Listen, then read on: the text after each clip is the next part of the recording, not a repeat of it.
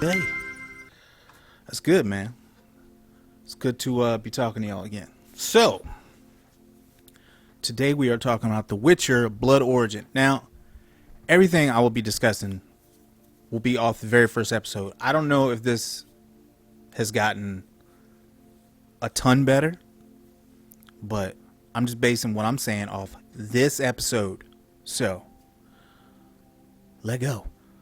So there will be spoilers for the first episode. I'm going to go into the first episode like kind of like a brief, overview, and then going to what I thought was kind of funny about this a little bit.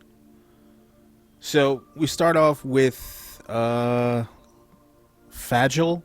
I believe his name is Fagil. He has a thing for the princess. I think it's princess or queen. I believe it's princess, though, of the elves. There are no humans at this point in the world.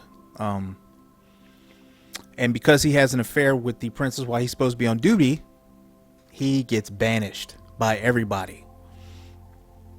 And that's when he meets Ellie, who is another elf who is kind of a badass, just doing her own thing, just out here roaming around. When all of a sudden, there's trouble afoot with Lenny Henry as Chief David Baylor, or the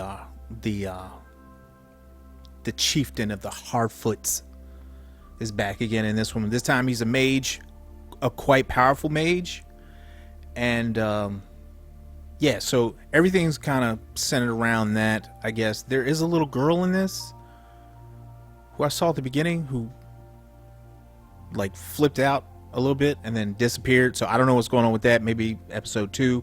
I could tell from the trailers that this is going to be a bigger team of good guys, but they have not assembled yet. And that's pretty much where we are. Oh, and so I don't know what the bad guys are doing. I keep calling everybody who's not a good guy back. I don't know what they're doing, but they seem to have some sort of ceremony that's taking place, and it just seems sus from the jump. Okay, that's all I'm gonna say.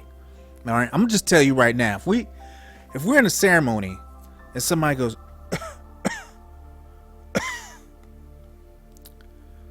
I have to be excused.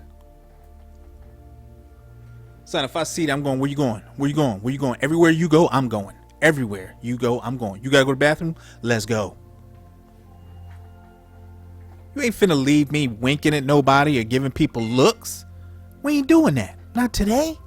So, back to what is actually happening in this story. So apparently the princess or queen, I don't know whose plan it was. It looks like it was the mages, and he kind of talked the princess into it.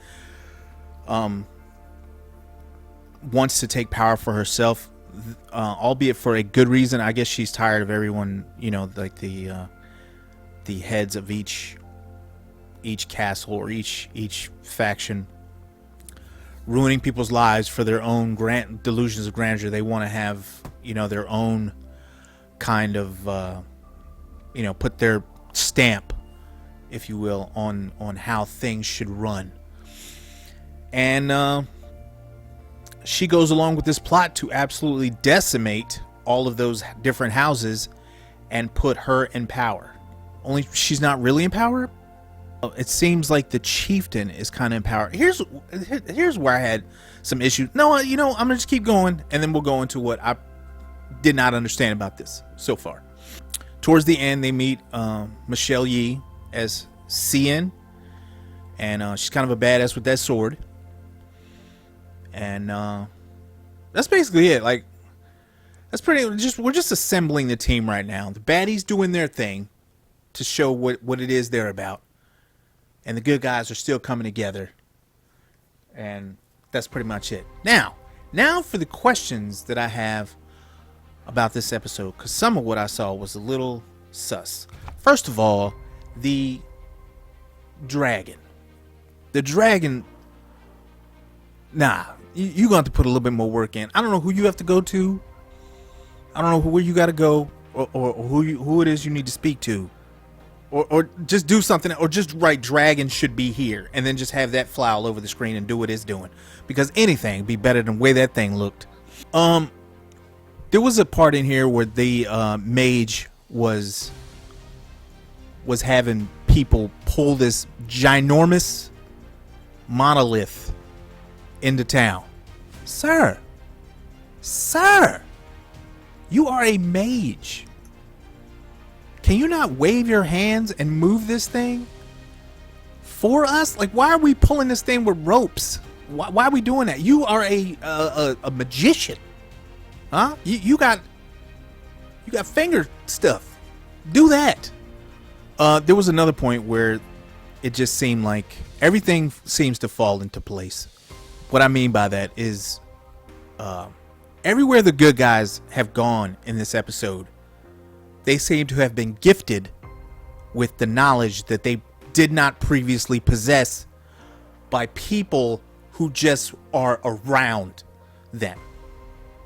Case in point, they go to a bar where, or something along that line. I don't forget what they called it back in the day, but they get to this place and they're sitting down at a table, and they just happen to overhear.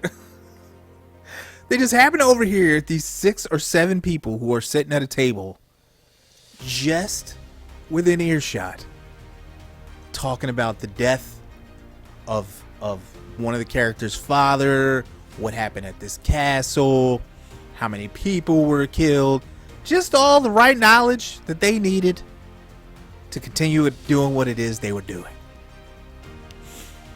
As they get up from this table, I don't know if it was before or after, I think it was after.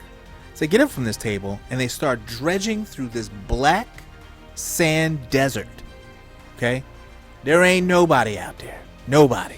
Except these 5 weary travelers that happen to be walking through the desert. And when they come upon them, this old man is so gracious enough to empty his entire life story onto one of those guys, onto the main character. How you doing, old man? Doing great. There's a bunch of people died back there. Yeah, it's been a rough road since such and such passed away and got killed, and the mage took over, and all this other stuff happened that you didn't know about, but now you know about now, so you continue on with your story any kind of way you want to. And I'm just like, dude, how are you sharing all? You don't even know these people. You have no idea who these people are. None. You're just out here just talking. Okay? Conserve energy. You look like you're going to need it. It's a long walk wherever you're going. While I was watching this, I seemed to get a twinge of racism. Here's the part that didn't make sense to me. I'm going to set the scene for those who haven't seen it. The mage is behind the monster who uses lightning, it looks like, or electricity or something to that effect, to turn people into what look like paprika. Okay? You just turn into red dust. So this monster has pretty accurate electric shots, whatever. What doesn't make sense to me is he goes back to his boss, the mage does, which is just a ball in the air. And he's talking to his boss. He's like, look, my plan failed. I'm not in control of anything. Why aren't you in control of what you want to be in control of? You have the power over this monster who is clearly very accurate with his shots. You could have killed anyone you wanted to because you're in control of a goddamn monster. A monster, really. You could have killed the princess.